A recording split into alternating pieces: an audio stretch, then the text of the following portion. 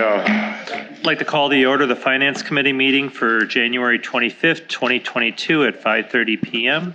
Please stand for the Pledge of Allegiance.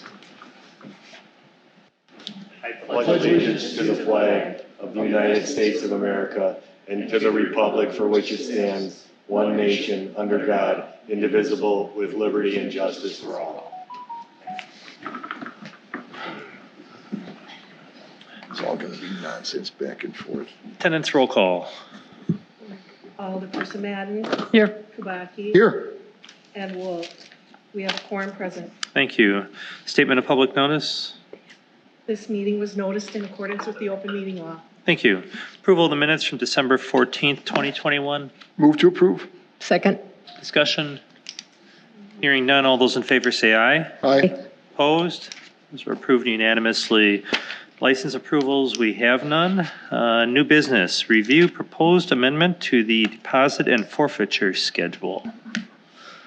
Hi, good evening. Judge Warwick, want to explain what we got here? You have before you a, I'll call it corrected and or revised deposit forfeiture schedule.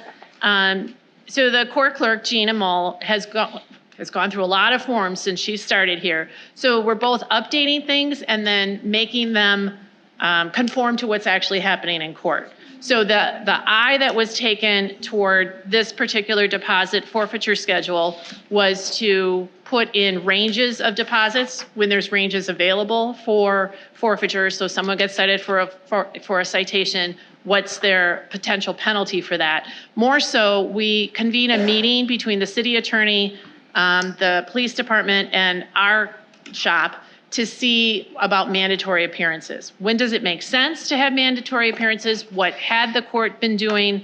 And then conforming this document to reflect that. So what this document reflects is, first of all, accuracy for deposit amounts, and more so, who do we want to have mandatory appearances? What violations do we think that's important for?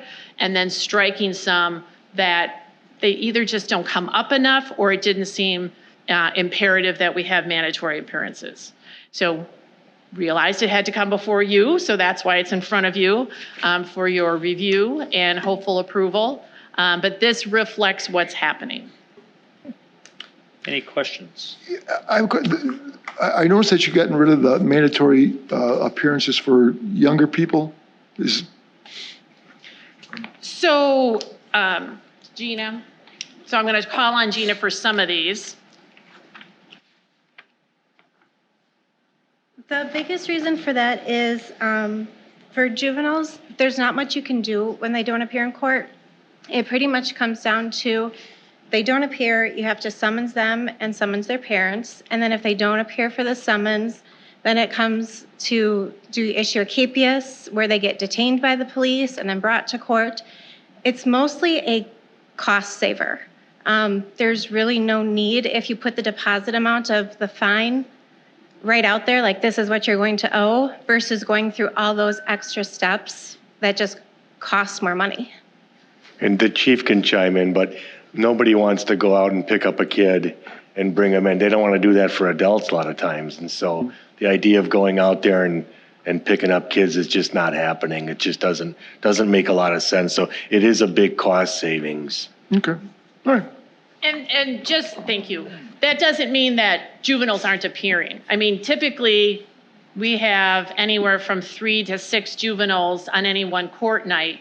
Because of course what they want to do is have an opportunity to meet with the city attorney to see if they can, work out a different resolution than simply paying the forfeiture amount. And frequently that happens, right? So there may be community service that juvenile is going to undertake. Some classes, let's say they were cited for vaping on the school property, then a cessation class in vaping is going to be perhaps offered to them. I just thought as a deterrent, appearing in court might be. Yeah, I mean, I think we hope that they come. I think the hard part is if they don't, what's our recourse if Sure. they don't? I understand. Thank you. From a deterrent standpoint, I would think most kids don't know before they get the ticket that it's mandatory appearance. So it's only a deterrent if they know about it, and if they don't know about it, it's not a deterrent. So. Sure. Yep. How would this impact or interact with any kind of drug situations that you're enforcing? Because what do you mean by your question? address anything pertaining to drugs with young people. Well, again, they have an opportunity of being here. So if they're here and they're a juvenile and it's a non-traffic offense, they're first going to meet with the city attorney. Then they're going to meet with me back in a closed session room because they're a juvenile. I don't think this impacts it one way or another because I think the juveniles that want to have a different route to resolve their citation are going to be here. And quite frankly, if they just come in and they don't want to meet with the city attorney and for some reason they're just here to pay, there's not too much of a colloquy that I have with them. Yeah.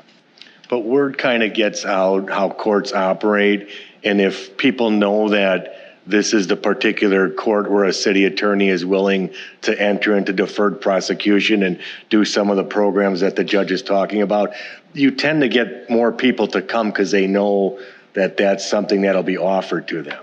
I've had people come in and say, well, I want what, John Smith got because I heard that he got this and we were in the same similar kind of situation. So word does get out and juveniles do appear. It's just, what do you do when they don't? It's Sure. Okay. Any other questions about this?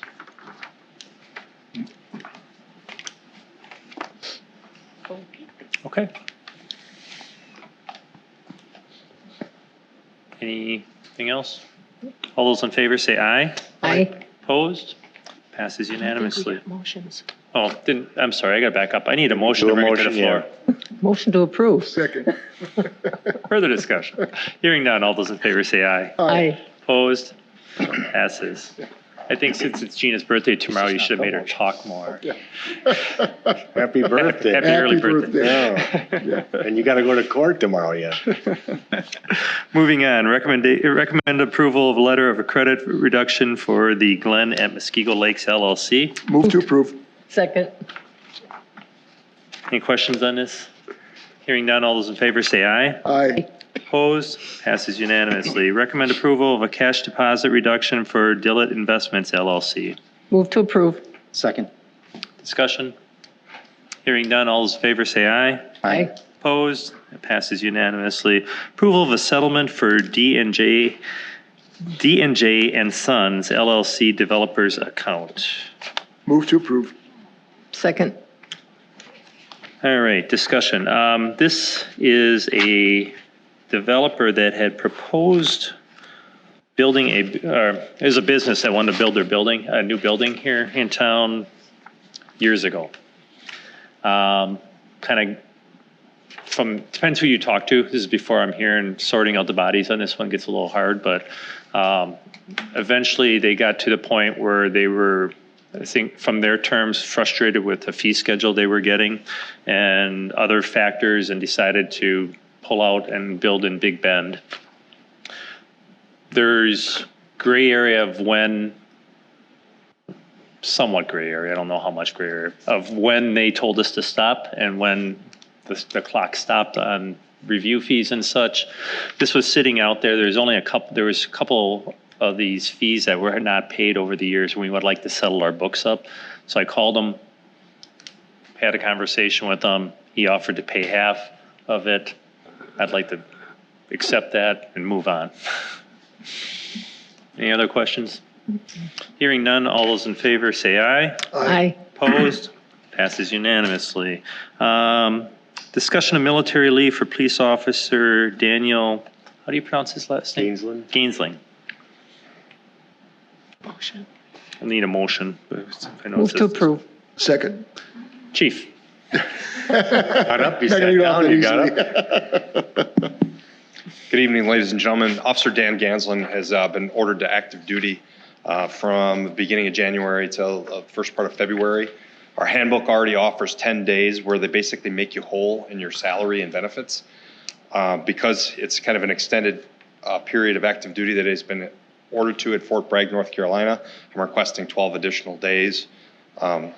What that does for our employees is that obviously the military is one of those things that it gives different types of benefits and different types of background to our employees, and then ultimately just kind of keeping them whole in terms of their salary. The way it works with finance is his military basic pay that he receives, because it is less than his wage as an officer, will be reimbursed back to the city, and it's through an arrangement that Jenny and Sharon, through the handbook that's already done. He's just asking for 12 additional days.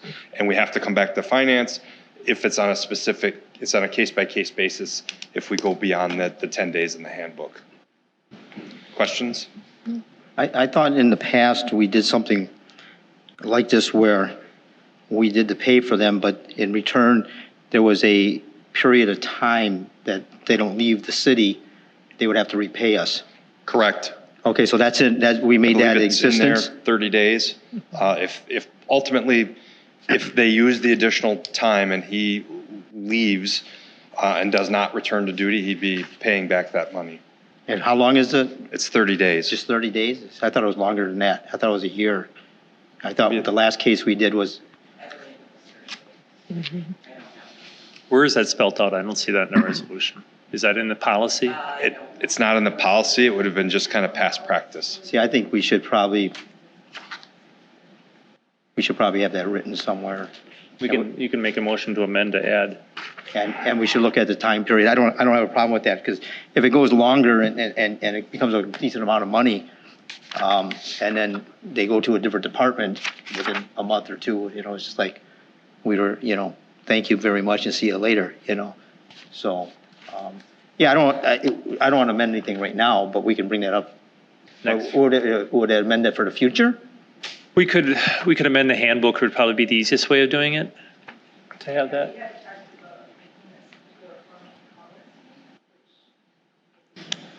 We've talked about making it a formal policy, but it happens relatively infrequently, once every few years, where Yeah, it's been a while. that he's got this extended orders, and he was on one of the last ones as well. I think we made it 30 days based upon your recommendation. So in the if past, we make but it policy, though, you don't have to come back up to talk to us in Correct. front of us. So I Well- think that'd probably be a good idea.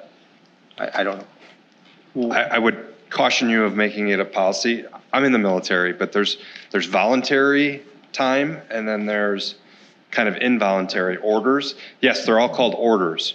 However, I could, as a lieutenant colonel, go sign up for a tour of duty, and then kind of double dip on purpose, if that makes sense. And so that's why we do it on an individual basis. We're going above and beyond what the handbook requires anyway. That's kind of my recommendation to council, is keep it the way it is, to bring it back to finance so that it's on a case-by-case basis. And quite frankly, you can simply ask, did you volunteer for this assignment, or were you actually, ordered to go?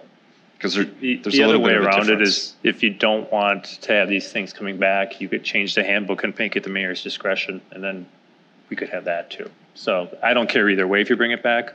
I just thought a policy would be a good idea, but, explaining it sounds like it's probably not. I don't know, handling it, the only question I would have for Jeff is handling it by a case-by-case basis. Is there any problem with what you do for one person and not for another? There's always that problem, but I think that's why it's a case-by-case basis. Okay. Then I have no problem with it. We'll just leave it the way it is, and if everybody agrees, that's fine. Any discussion from on this end? If it is a case-by-case basis, 30 days seems awfully short. An awfully short period of time. I'd almost what I say thought, at minimum too. 6 months. And I thought we did, the last one was longer, but maybe he had a longer tour or something. I don't know. I'm certainly open to that in the future. I mean, each facts are so unique to each case, so that's why it's hard that one size doesn't fit all in this stuff. So I guess my recommendation to you guys would be to amend the employee manual to at least put this process in there. Keep it a case-by-case basis for an extension of, if we're going to have it at 10 days or 15, or whatever you guys want to have it. If we're going to leave it at 10, that's fine. After that, it has to come back here. But as far as if they go beyond that, the length of service they have to have after that, I think we should just we should put that in writing into the handbook, so that part's spelled out. So if you want to do that, if you have some guidance that we can at least start with, do you want 30 days, do you want 60, 90, 120, 6 months? What are you guys thinking? So we'll start with that. The policy, the handbook will have to come back for approval anyway, but I don't want to just throw a number in there. So Kevin, you were talking 180 days? Yep. Yeah, and I think last time we did this before the person was called, and this guy's already gone, right? You said he's gone in January and February? Correct. So last time, I believe we had this brought up before they left. We met and talked about it. So he was aware of what, or the person would be aware of what's going on. Correct. He received, which happens, last minute orders okay. to go. Of course, he can't, I mean, he was ordered, so he doesn't have a choice of going or not. So regardless of what we do, we're Okay. going to change that. I don't know how it works. I'm just bringing up what happened last time. So, yeah, I think, Kevin, you're on track for something. Well, if this particular officer was told it was a 30-day period for this particular person, I think we have to keep it that way. But in the future, I would suggest that we take a look at 6 months as a minimum period of time that a person has to stay after a military leave. Which, if we do adjust the handbook, it would be, they're going forward anyway, Sure. so it's going to be after that. That's fine. Right. That's And I think, if I remember correctly, I think the last one was a year, but I thought he went in longer period of time. I don't know how long. This is what, 2 months he's going to be gone, which is, Yeah, this is a shorter time than the last. unless they keep him there, right? But, Alderman Engelhardt, you had a Yeah, question? if you keep the number of days fairly short, do you have any option on a case where you would say, well, this is when we need to do it, but then you're bound because you haven't put that in ahead of that case-by-case situation? Whereas if you give it the longer dates, I'm not following, I'm sorry.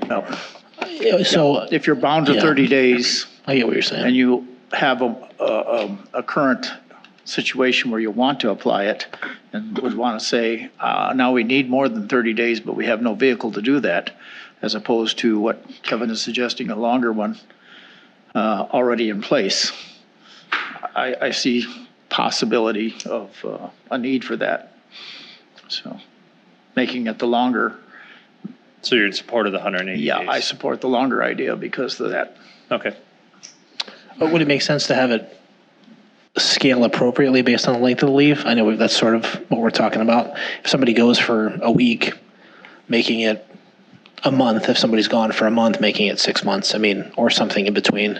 But we have a 10-day period now. Yeah. That they wouldn't have to come before us anyway. Gotcha. So the 10-day could be 2 months. Well, if it's going to be an extension, then the amount we require of them to be here would extend as well, just as a suggestion. I think we're overcomplicating it at that point. I don't think 6 months is unreasonable. no, if you think about what interns or somebody does with tuition reimbursement employees, they have to work a year, 2 or 3 years sometimes before, or they have to pay portions of it back. It's just pretty common practice in business. I don't know about in government, but in business it is. We have similar things in our contract for firearms and uniforms. If you don't make it through your period, then you have to pay things back already. I think 6 months is a reasonable starting point. And that's not really that long. Yeah. All right. Anything else? All those in favor say aye. Aye. Opposed? That passes unanimously. Voucher approval. Motion to approve utility vouchers in the amount of $394,895.21. Second. Discussion. All those in favor say aye. Aye. Opposed? That passes. Motion to approve tax vouchers in the amount of $76,821.57. Second. Discussion. All those in favor say aye. Aye. Opposed? That passes. Motion to approve general fund vouchers in the amount of $348,079.01. Second. Discussion. All those in favor say aye. Aye. Opposed? That passes. Motion to approve wire transfers for payroll in the amount of $380,336.16. Second. Discussion. All those in favor say aye. Aye. Opposed? That passes. All right. Finance Director's report. First off, we are pleased to report that there will not be a February election, and this should save the city about $10,000 as well as significant staff time. Regarding the tax roll, staff collected approximately $2 million per day in December with no issues to report. And they did do a very good job keeping the lines moving along with the daily balancing and reconciliation, so that went very well. The other noteworthy item is the recent bond refunding outcome, which resulted in a net interest cost of 1.79%, saving the city $812,500 over the remaining term of the loan. And lastly, the third quarter revenues over expenditures reflected a slight decrease of approximately $270,000 over the prior year. And this is mainly due to the rising fuel, utilities, supply costs, along with the low investment earnings. However, current year-end projections do indicate break-even results. So we should be in a fairly good situation and not experience a deficit, keeping the city finances very strong. So we should be fine. I did notice that you were smiling when you said there's no primary election, so you must be happy now. All the staff is happy, trust me. Yep. Okay, thank you. Any questions for Sharon before she runs off? Thank you. All right. Any communications, miscellaneous business? If not, a motion to adjourn would be in order. Motion adjourned. Second. All those in favor say aye. Aye. Opposed? We're adjourned at 5:51.